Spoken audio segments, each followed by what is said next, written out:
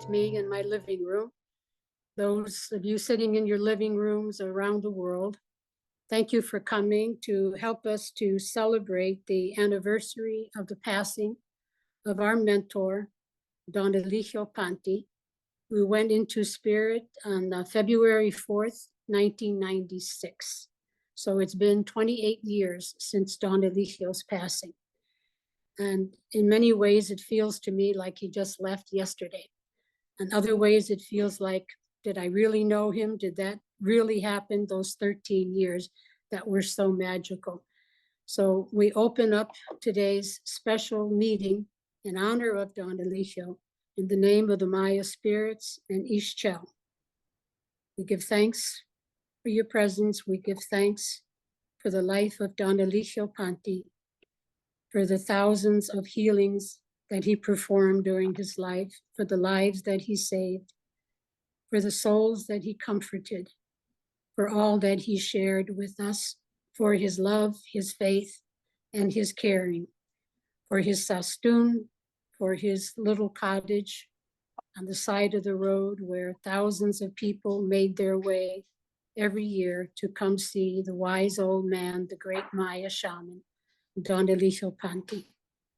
We are grateful for all that he shared with us, and we take it upon ourselves to carry his torch forward into the generations, that his memory may be a blessing to all, and that his memory will live for ages to come.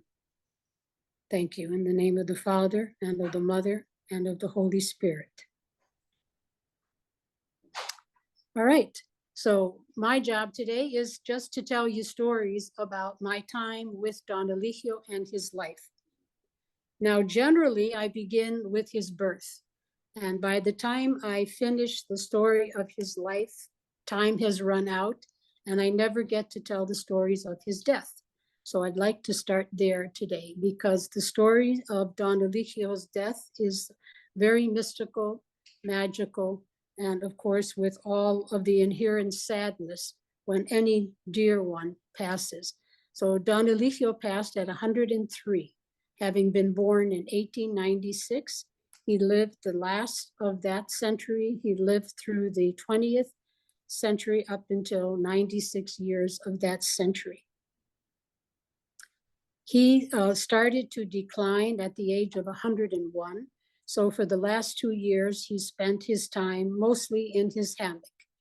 There were days when he was perfectly compos mentis, and there were days when he didn't know who he was, or he thought he was still a little boy. So like every elderly person, he had a difficult time in those last 2 years of passing, especially with his mental capacity. Yet, when I saw him on my visits, he was still treating people. He was treating people simply with prayer. Laying in his hammock, he would lean over and feel the pulse and whisper the prayers. And he said, so what? That's the most powerful tool that I have anyway. So if all I have to give is prayers, that still works. So the day that he passed away, his family members had taken him to the hospital in San Ignacio because it seems like he had had a stroke. So they took him to the hospital because his grandson told me that if they didn't take him to the hospital, they feared that the village members would criticize them for not giving their grandfather the best care possible. So he was taken to the hospital, and when we went there, the doctor told us, your friend is brain dead. Take him home and let him die in his own bed amongst his people. So we did. My husband is a paramedic, so he was able to hook up the IV that he had, and we put him in the back seat of the vehicle. I put his head on my lap, and down we went, bumping over those bumpy roads of Belize, more so then than at this time. So we got to his village of San Antonio, and we carried him into his bed, and we left him there to be with his people. And as I turned away from his door, I looked up at the hills above his house, and it was like a ribbon of color coming down the hills with all the people of San Antonio coming down at the same time to meet Don Elijio on his day of passing. The drums were beating. I had never heard drums in San Antonio before, but on that day, the drums were beating and people came out of their homes to say goodbye to their shaman. So we left him there, thought it would be best to leave him with his family and his village. And we went up about 5 miles up the road to the hotel of a friend. And we stayed at the hotel in one of the rooms. And at 6:10 a.m. in the morning, Don Elijio passed away.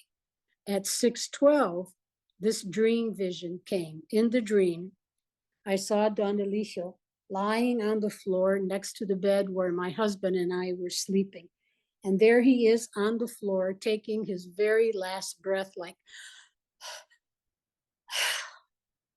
and I knew that he had died. And then he stood up, a young man, gorgeous copper-colored skin, no wrinkles, black hair. And he sat down next to me, put his arms around me and gave me a big, big kiss and a hug. And he said, "I love you, Rosita." And I said, "I love you, Don Elijio." And then with his hand, he pointed like that to the corner of the room. And in the corner of the room, sitting on a stool, was a little boy I knew to be Gonzalo. Gonzalo's face changed to Maria. Maria's face changed to Jose. Jose's face changed to Luisa. And then Don Elijio said, "Take the children as though they were your own. Train them and teach them to help each other. Take the children as though they were your own. Train them and teach them to help each other." Well, my husband and I thought about that for a couple of years, and we decided that what we could do, the best way we could honor Don Elijio's dying wish, was to start a summer camp for children based on traditional healing and medicinal plants. So we called it Summer Bush Medicine Camp.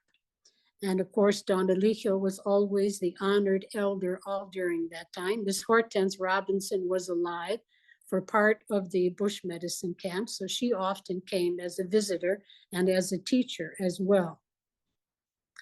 And the bush medicine camp we held with children for 24 years.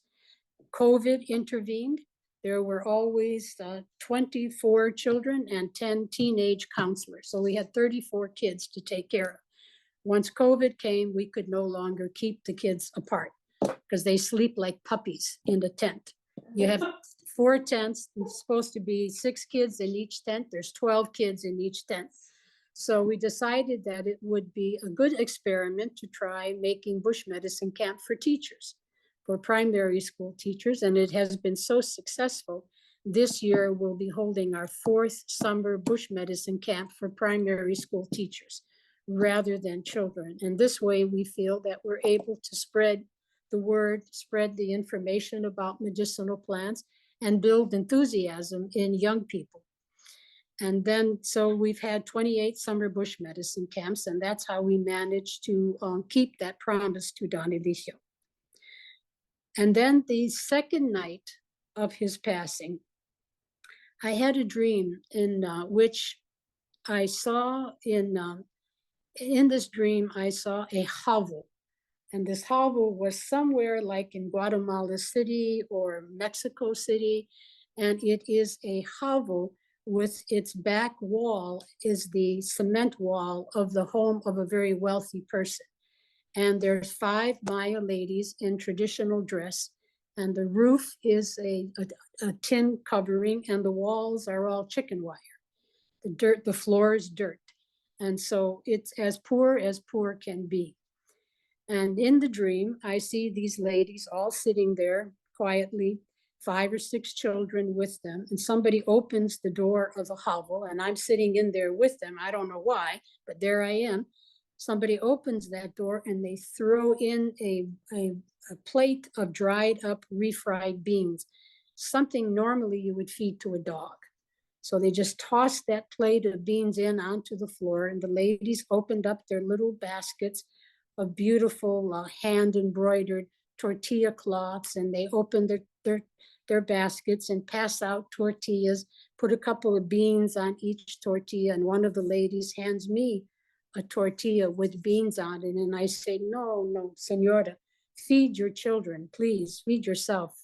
And she said, no. And the look she gave me was so kind, so eternally sweet. It was very moving. And she said, no, senora, the more we give, the more we receive.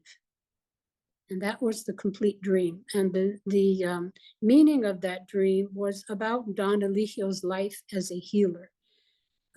During the days of his passing, people made a lot about how Don Eligio never charged for his healing.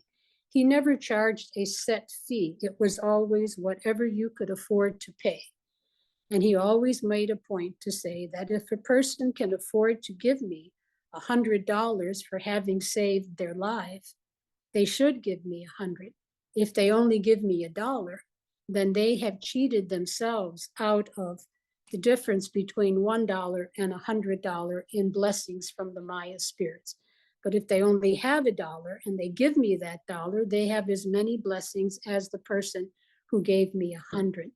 So the point was, the more we give, the more we receive. And the more that people were able to generously give to Don Eligio for his healing, the more blessings that they received. And then during the days of his funeral, lasted for about 9 days.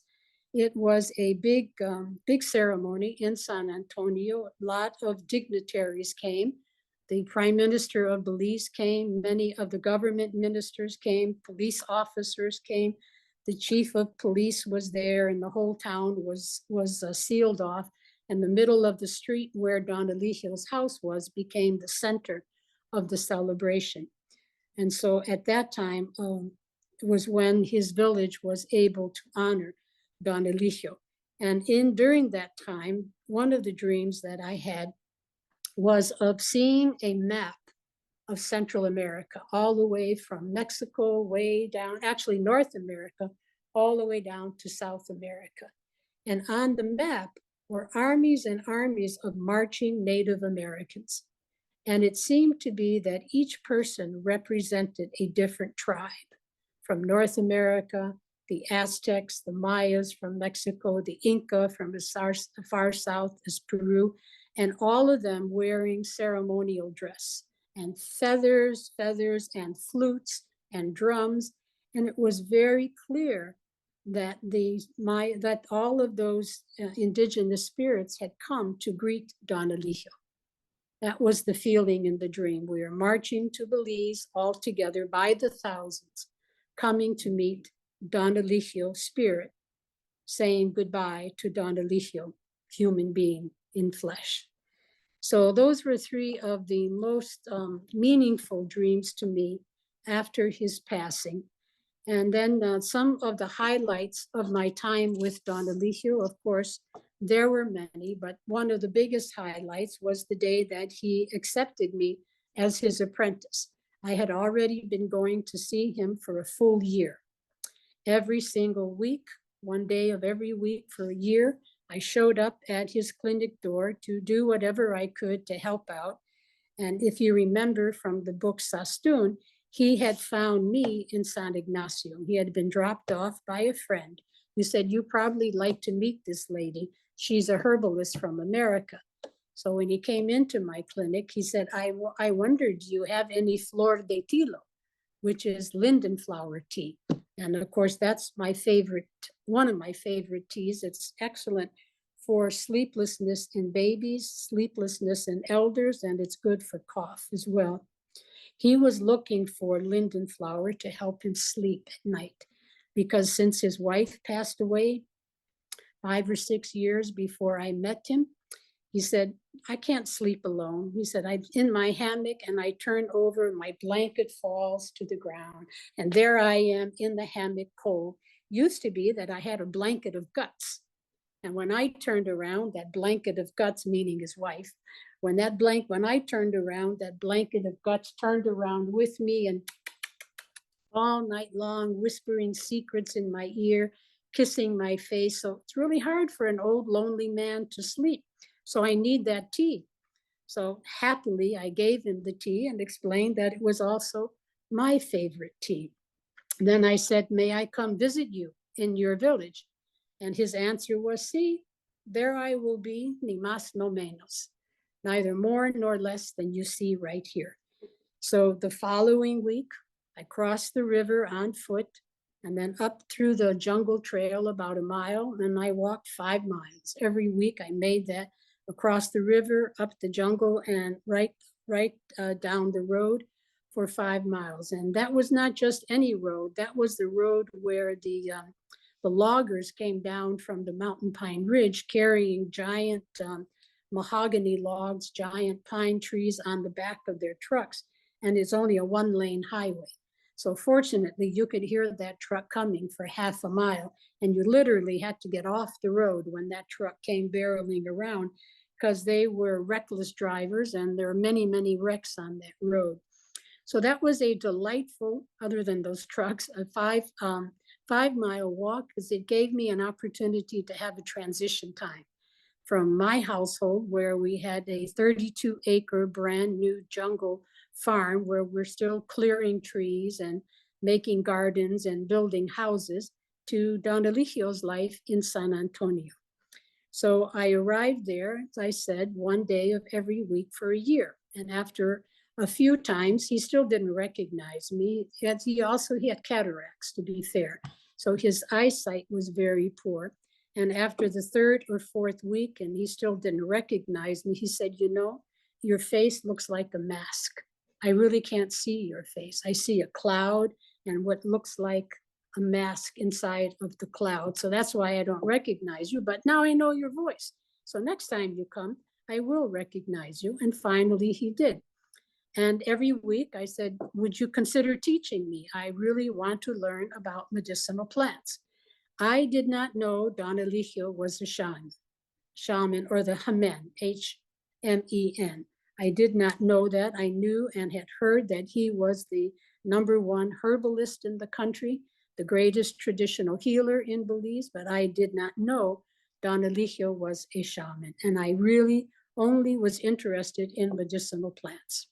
And the rest all just happened, unplanned and unbeknownst to me. So mostly for the whole year, he said, no, I can't teach a gringa. And I'm like, why not? And he said, well, because the Maya spirits don't speak English. And when you go back home, it's only natural that everybody goes home again. You need your family. You must be with your parents. I don't know why you're here, why you're not with your parents. No, I can't teach a gringa. So now a whole year goes by, and I arrive again on his doorstep, exactly 1 year to the day, on the first day that I got there.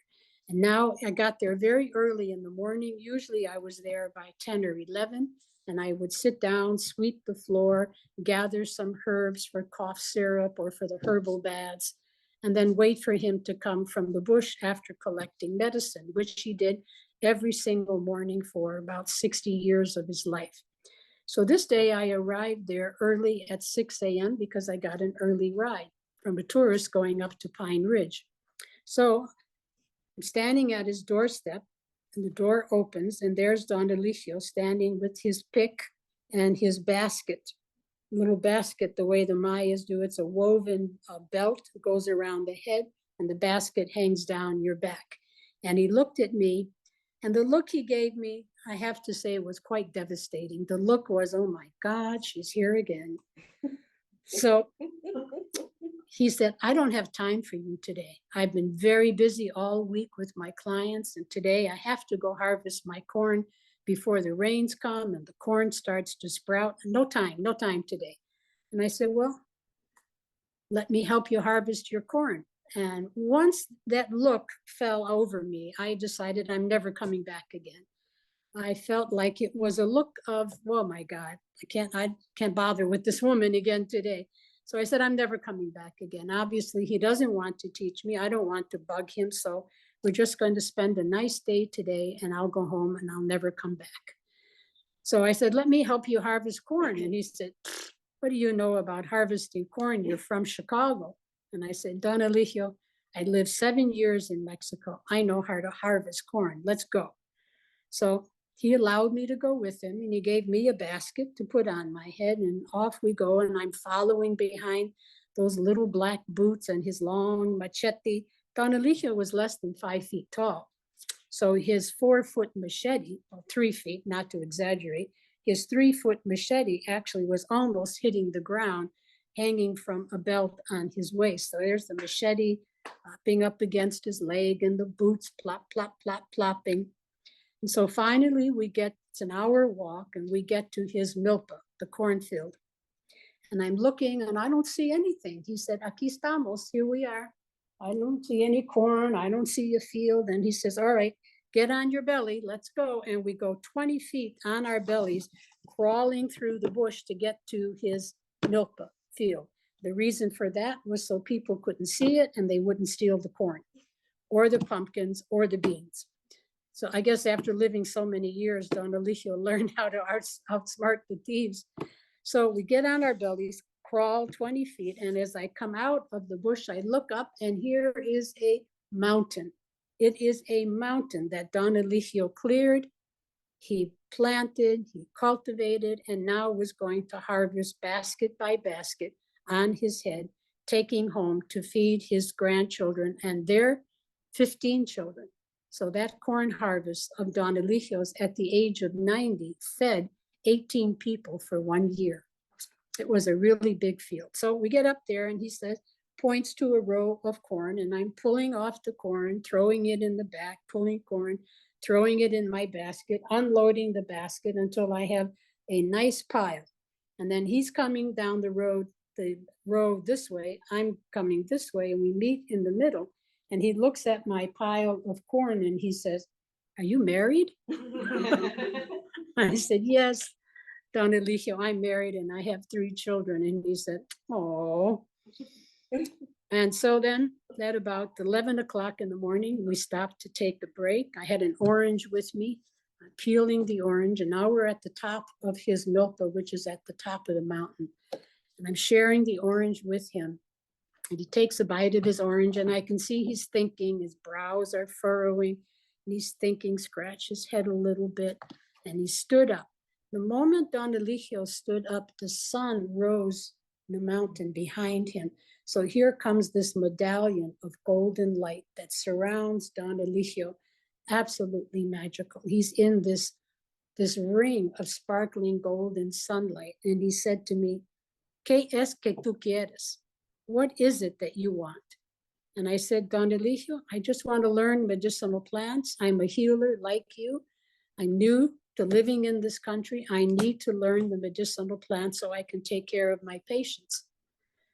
And so he said, do you promise if I take the time to teach you, you will take care of my people when I'm gone? Yes, I promise. I hadn't even spoken to my husband yet, but I promised. And so that was the day, right then and there, on the way home, carrying that corn home, that Don Elijio began to point to all of the plants along the way back to the village. This is the red anal. We use that one for skin conditions. This is the wild basil. We use that one for herbal baths. You see that tree up there? That's the gumbo limbo. That's really good for skin conditions. So there it was, music to my ears. And after that, I went 4 nights and 3 days for 7 years. 7 years I was there for more than half of every week. And then on the very, very, very first day, the next week, when I'm so proud, going to school as the shaman's apprentice. Of course, I didn't know he was the shaman, he was the herbalist. I'm on my way to the herbalist house to be his apprentice. And the very first client that shows up, I'm sitting with Don Elijio at his little table, and he's cleaning his sastoon. His sastoon was a little crystal ball. And every Friday, he was told by the Maya spirits to soak that sastoon in rum in order to rid it of all of the cares and worries that the people had come to ask about. So he was cleaning his sastoon. And then a car pulls up and 4 doors open and 4 doors close. And Don Elijio says, ah, SOS Algo. This is something. And along here come 2 men, big burly men, carrying a elderly woman, their mother, by the arms like this, dragging her along. She can't make her feet touch the ground. And she looks completely mad, completely deranged. And she is literally like this, with their tongue sticking out and the horrible look on her face. And Don Elijio said, bring her in, bring her in. And he says to me, you get working now. Now it's time to go to work. Go make me some coals. We need copal. Go to work. So I run off into the other little hut and move the fire around a little bit to get the coals going. And I get the coals in the jar and I come back into his little clinic, which was a room 10 by 10 that was divided into 2. 10 by 10 room divided into 2. One side was where he slept, one side was his clinic. And his bed was where he did all his abdominal massages as well. So when I come into the room, the lady's sitting on a stool and she's still doing her terrible, macabre sounds of groaning. And Don Elijio says, this is the Prince of Darkness himself. She's obsessed by the devil. The devil has her soul. El Principe de la Oscuridad, the Prince of Darkness, is here now in her body. Well, I tell you what, you hear about people say that every hair on your body stood up. I literally felt every hair on my body rise up and do that, especially down the back of my neck. And yeah, I was really scared. And I'm thinking, the Prince of Darkness, medicinal plants, Don Elijio. I just want to learn about medicinal plants, not this. So he's got the holy water from the Catholic Church and he's sprinkling her with that. He told me to get the copal going on the coals, to carry the copal all around her.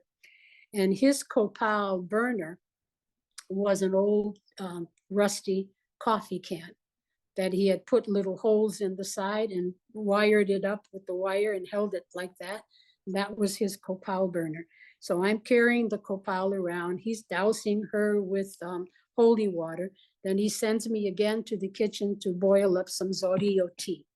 So I got the tea going and I'm standing by the fire, keeping myself from leaving.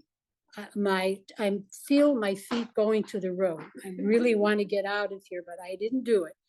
So I got the copal, got the coals, and I got the zorillo. Now I have the zorillo in a little gourd bowl. And the lady still, I mean, she's drooling, she's like growling, and her hair is all up, her dress is all torn where she'd been ripping her dress. So I hand her the bowl of zorillo tea, and she goes, gloop, gloop, gloop, gloop, takes it all down at once. I expected her to dash it to the floor.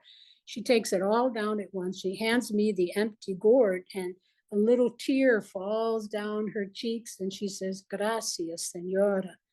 And that was the first moment I saw her eyes come into normal focus. And so Don Elijio continued treating her with prayers, copal, the holy water. And then finally, they picked her up and took her home. He said, bring her back in 10 days' time. So she came back in 9 days, and they told a long story of how the priest came and the priest gave up. The priest couldn't do anything. And finally, after 5 days of drinking zorillo tea, burning copal in their house and sprinkling her with holy water, she started to come back to normal. And now she's sitting in front of us, quite normal, her eyes are focused. Her hair is combed and her dress is normal looking. And then one of the sons says, Don Elijio, we owe our mother's life to you. How much can we pay you for our mother's life? And Don Elijio said, I don't charge, whatever you can afford to give me. So he pulled out $100 Belize bill and gave it to Don Elijio. And then he said, now, how much can we pay you to do to that woman who harmed our mother, to do that to her? So what happened in the village was that this lady had told her daughter's boyfriend that his family was not good enough for them, and they wanted to get married. And when her boyfriend's mother found out that this lady in front of us said, your family is low class and not good enough for our family, so my daughter can't marry your son, that's when she took revenge. And what she had done is she sent her a meal. And who's going to refuse a meal that somebody sends you as a gift? She thought maybe it was an offering, because now maybe we're going to be mother-in-laws. But the meal was actually contaminated with some kind of powder that is enchanted with evil spell. So when she ate that food, everything started to happen, and she literally went crazy, having been literally possessed by the devil. So now she's in front of us. She's perfectly fine. Now they want Don Elijio to do to that woman what she did to our mother. And Don Elijio went like this, his hands up like shielding off evil. And he said, never, never in this house. And his answer was so clever. His answer was, never in this house was there anyone who walked in and had to be carried out. Many were those who were carried in and walked out. But never ever, he said, in this house, we do no harm. So no, go somewhere else. You've got the wrong man. I never. And then later he told me, if we ever do harm to anyone who's before us seeking help, the Maya spirits will not work with us. Ixchel turns away from us. And the only spirits who will work with us will be the evil spirits. So a healer has to be very careful, he said, and walk a very straight and narrow line and never ever delve into those dark arts. So that was my first day at Don Eligio's clinic. And as time unfolded, I began to understand the true role that Don Elijio was playing in modern life. He was one of the last living Maya shamans on the earth. He was the keeper of the Sastun. Sastun in Maya means crystal ball. Sas is a Maya word that means light and mirror. Tun is stone and age. So Sastun is light of the ages or stone of light. So it's a crystal ball about the size of a marble. I have seen other ones, especially up in the Yucatan Peninsula, where it's about the size of a hen's egg. And they're all round, literally crystal balls. So Don Elijio put his sastun into a clay jar, and he would roll it around, and say a Maya chant. And with that chanting and the sastun, the most common thing he did was to enchant amulets for people. The same type of amulets we make in our spiritual healing classes. And so Don Elijio and I made usually 50 or 60 amulets every week for him. After he got to the age of about 95, his cataracts were so bad, he could no longer see the needle, especially working on a black cloth. So after that, I did all of the amulets when I came, and that would be about 60 every week. Inside the amulet was a little piece of a tree bark, balsam bark, a piece of rue. On top of that, a little grain of copal and a little grain of a very sacred stone from Guatemala called the stone of Esquipulas, which is from a sacred mountain in Guatemala. It's a white stone. It's pure calcium soil, actually.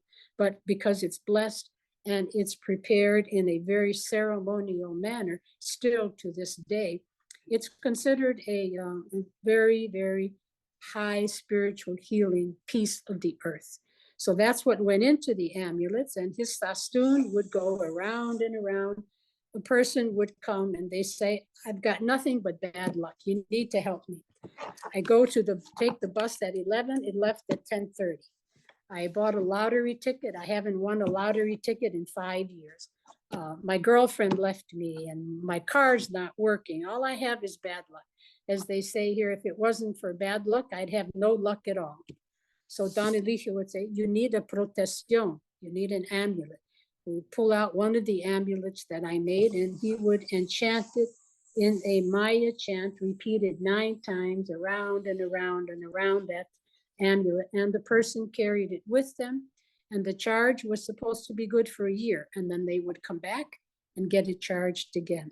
So amulet business was very brisk at Don Eligio's house. And then also he could do divination with his sastun. By divination, I mean the sastun could answer any question with yes or no. It couldn't go deeply into historical things. It could only yes or no. So your question had to be posed in such a way. One of the most regular questions that was asked was people who came from Guatemala asking about their disappeared, los desaparecidos. That was a famous time in Guatemala where the army was kidnapping young men from the villages and forcefully put them into the army, and they couldn't get out for years. And so often sisters and aunts and mothers come and they say, I want to know, ask the sastun, old man, is Jose alive or is Jose dead? And couldn't say where he was. It was only, is he alive or is he dead? Was he taken by the army? Yes or no? So those type of questions he could answer with his sastun. Was the possession of the sastun that made Don Eligio the shaman or the hamen. That sastun is a direct connection to the 9 benevolent Maya spirits. Of Ixchel is one. And so that is the connection to those Maya spirits that gave Don Eligio the power to use the sastun, to do enchantment, and also to do divination. So that his instrument was how they communicated with him. When I was 44, on my 44th birthday, he gave me a sastun. I've never, ever been able to read it, and I feel like it's a blessing. I always say I'm a physician, not a magician. I actually did not like the sastun work. I used my sastun to enchant photographs of sick people. Still to this day, grannies come and they'll bring me a picture of a grandson, and they say, I want to make you tell this boy study. Make this boy study. This boy lazy. Make you get over that lazy and make you study. All right, so when Don Eligio did that, he would take that picture and go with his sastun around and around, and he'd say, Juanito, Juanito, I'm talking to you. Juanito, listen, Juanito, get smart, do your study. Don't make your grandmother worry. Juanito, listen. And Juanito did. It always worked. They always came back and they said, old man, that was very good what you did. The boy study now. So some of her favorite memories, Don Eligio had cataracts. That was one of the reasons that he was going blind toward the end of his life. And the last 2 years of his life, he was completely blind. I took him to see an eye doctor in Belize City, and the eye doctor offered to do cataract surgery for him. And he said, absolutely not. No, he would take the drops. But he said, I saw that surgery. I know what they do. They pull your eye out of your head, and then they, with their knife, they scrape it off and they stick your eyes back in. I said, I don't know where you saw that surgery, but that's not what they do. No, I'm not doing that. So he wouldn't do that. But the doctor gave him drops and they helped a little bit. So one night, his regular visitor was a neighbor, Doña Juana. Doña Juana was a lady who, at the age of 15, married a 65-year-old man. And he outlived her. He lived to be 115. So for 55 years of marriage, she passed away at 65, and he lived to be 115. That was one of Don Eligio's teachers, Don Manuel. He was from Mexico, which is why the healing information, the medicinal plants, their names, and the healing tradition that I know and I share with you is very Mexican and Guatemalan, because one of his teachers was Mexican, one of his teachers was Guatemalan. Don Manuel came from Yucatan. They moved to Belize after the Guerra de las Castas, the very last uprising of the Native Americans of Mexico against the Spaniards. And so, yes, so so I'm sorry, I lost my track for a minute. Doña Juana was the wife of Don Manuel, the old guy who lived to be 115. And every night she brought her adult children and their children for Don Elijio to treat. Sometimes it was only to say prayers. It was a really common tradition in his village that parents, grandparents, and sisters brought babies and little toddlers to Don Elijio every day at 4 o'clock in the morning. And there would be a lineup of 10 or 20 ladies holding babies. And the purpose was for Don Elijio only to say prayers. So we had very special prayers for the health and the well-being of infants. And that was said 2 in the right pulse, 2 prayers in the left pulse, 2 prayers over the, let's see, it was right pulse and then left foot, left pulse, right foot, and then finally the 9th prayer over the forehead. And so this evening she showed up with 3 or 4 daughters and like 10 or 12 grandkids. We're all sitting in this little 5 by 10 room, it was Don Eligio's clinic. And he's complaining about his cataracts because Juana and he were very close friends, complaining about his cataracts. And Doña Juana says, I have a cure for that. And he said, really? What is it? Very, very interested. And she said, well, I don't know if you want to do it, but this is the cure. We're going to squirt some of Antonia's breast milk into your eye. Are you willing? And he gave me a look like, oh, this is going to be good. So he took off his glasses and sat there with a big smile on his face. And here comes Antonia. Her breast is out, and she lifts it up, puts it right next to Don Eligio's eyes, and squirt, squirt. And there, Don Eligio, big smile on his face, and the milk is running down and down.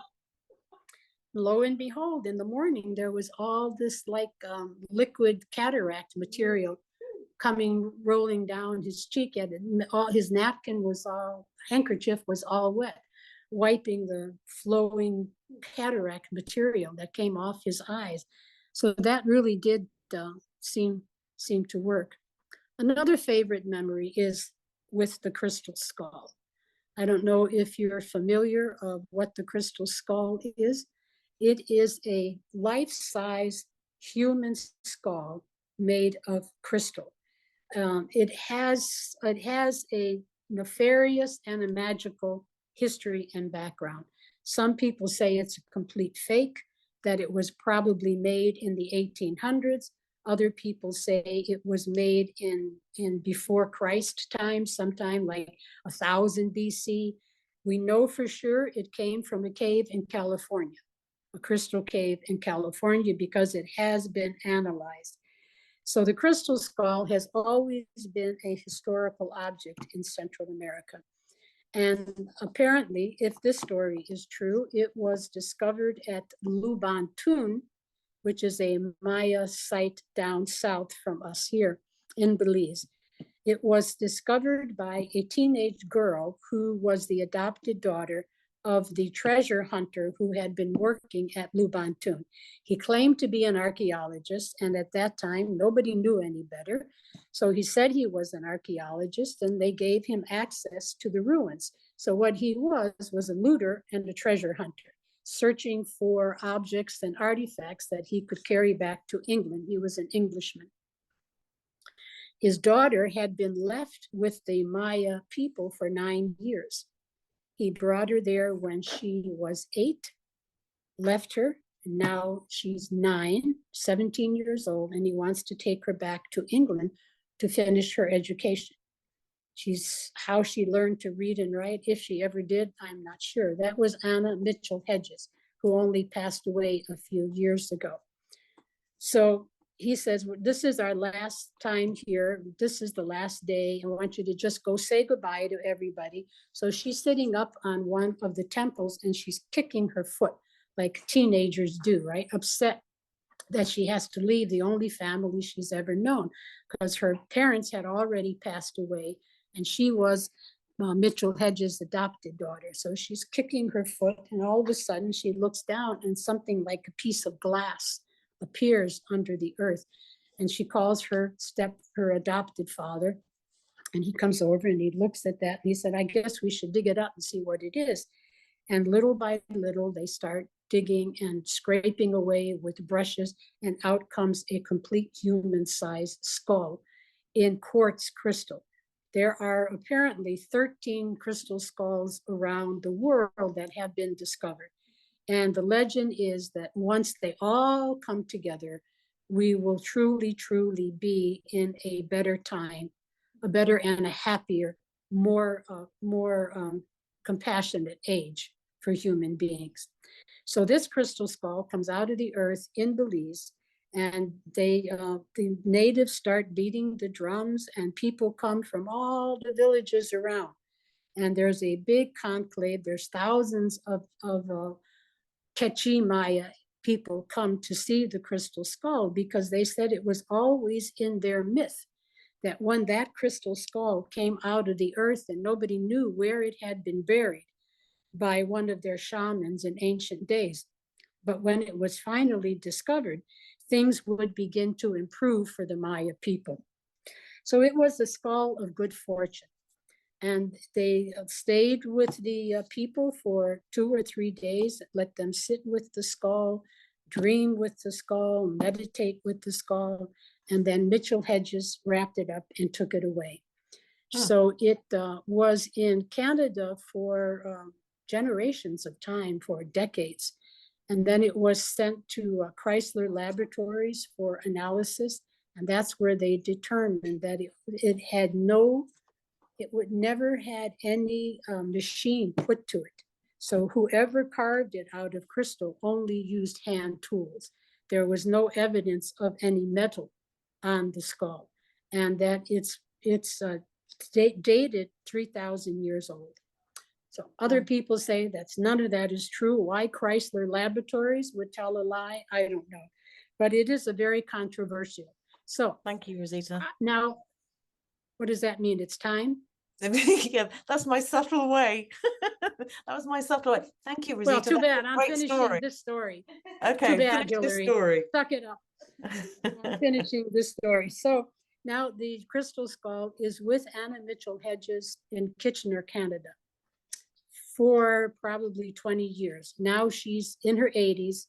She's concerned about what to do with the crystal skull, has no idea where she should put it. Give it back to the people of Belize is her first thought, but she knows that there is no museum in Belize, and that if she gives it back to Belize, it will be put into a vault, and there it will stay. And because she's had it for some 30 years, she knows that it likes to be with people. So she had it on her coffee table in her living room, and they had built the little cardboard pyramid covered over in black velvet, and the skull is sitting on top, and people used to come and meditate with the skull. And every time someone came to meditate, the skull got bright again. You could almost see clearly right through it. And so then she did not want it to live in a vault. So she sent me a letter. She read the book Sastun. She sent me a letter saying, I read your book. I know that you know this old Maya shaman, and would you please ask him what I should do with the crystal skull? Belongs to the Maya people, but I don't want it to go back to Belize if it's going to live in a vault. It needs to be with people. So I took the letter to Don Elijio. I translated it into Spanish for him, and he said, oh, Ana, I remember her. I remember that crystal skull. She still has it?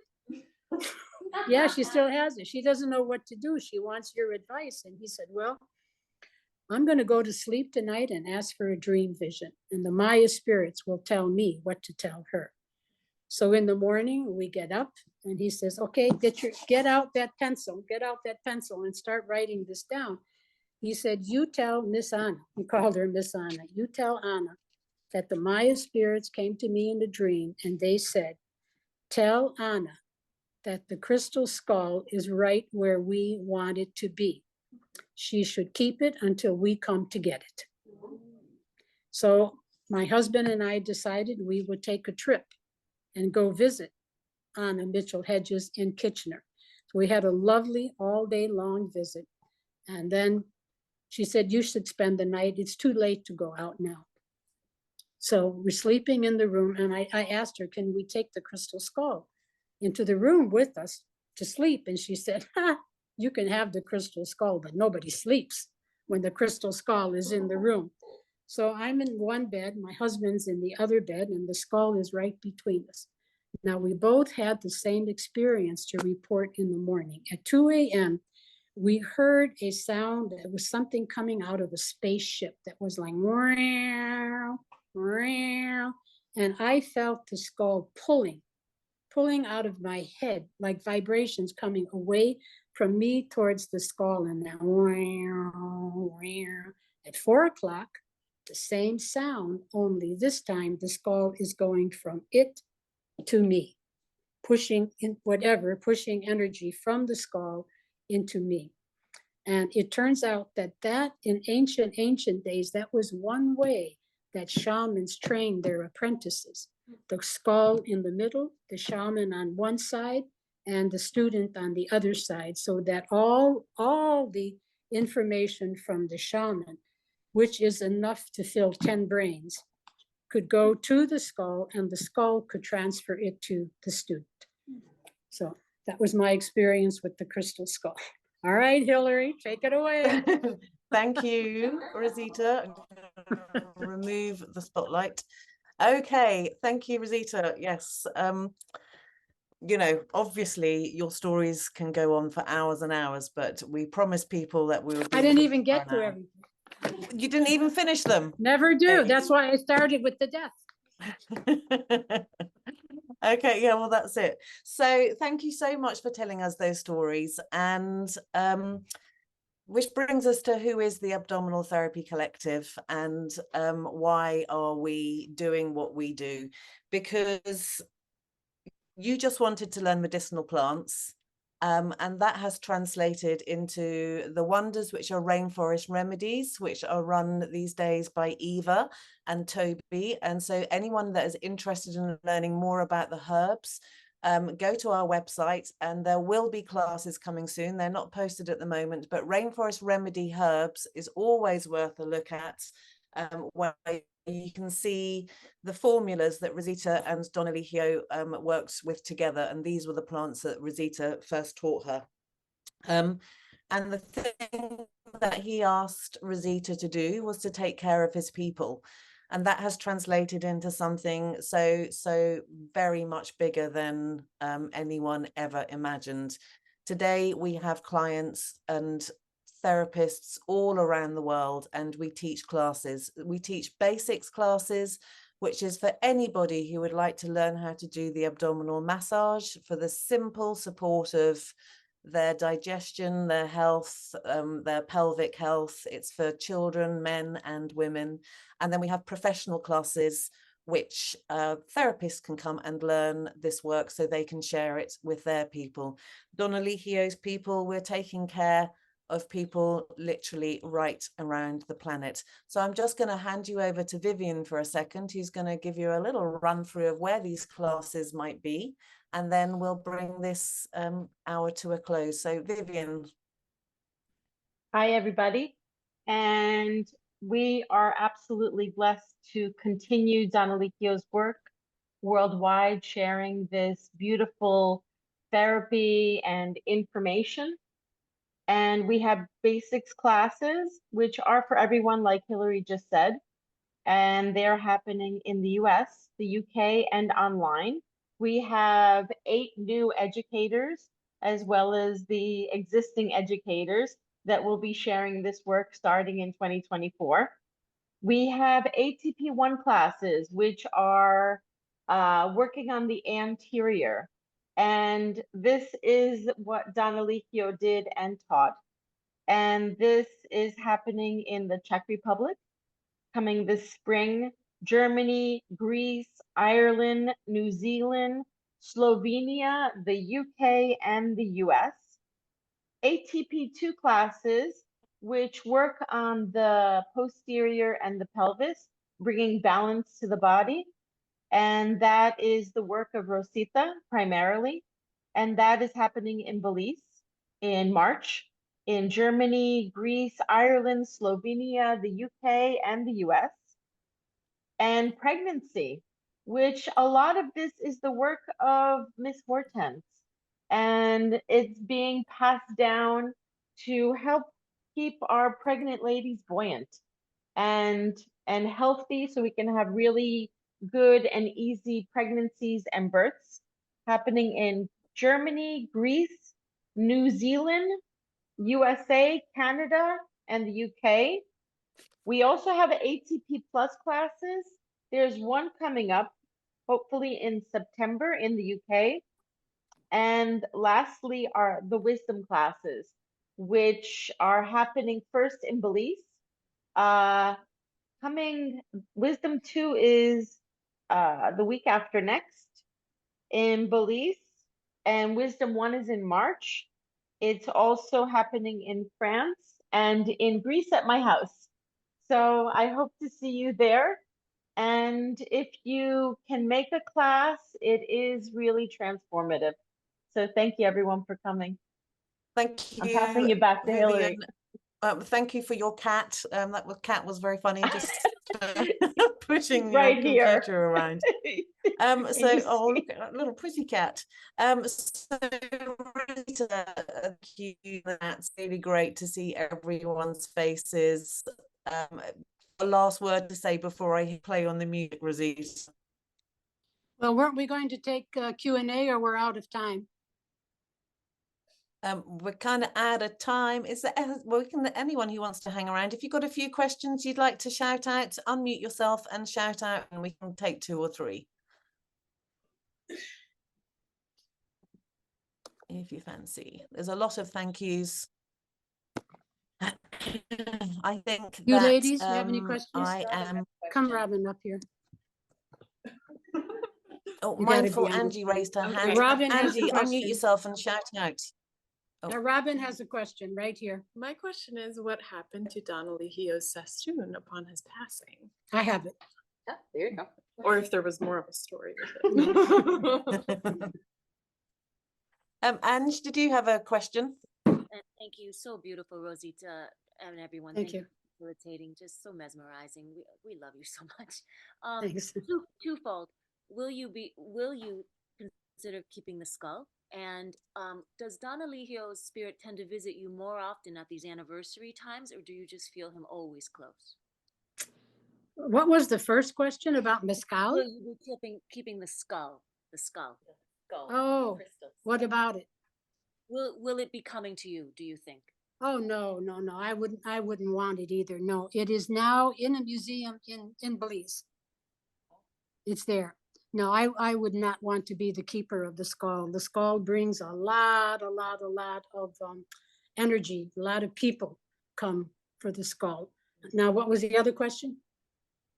Do you feel Don Eligio's presence more so at his anniversary No, time? after 9 years of spending 1 month every year in February, honoring him, burning copal, sitting in front of the altar with his picture, praying for his soul to be at peace. On the 9th year, he came to me in a dream and said, Rosita, let me go.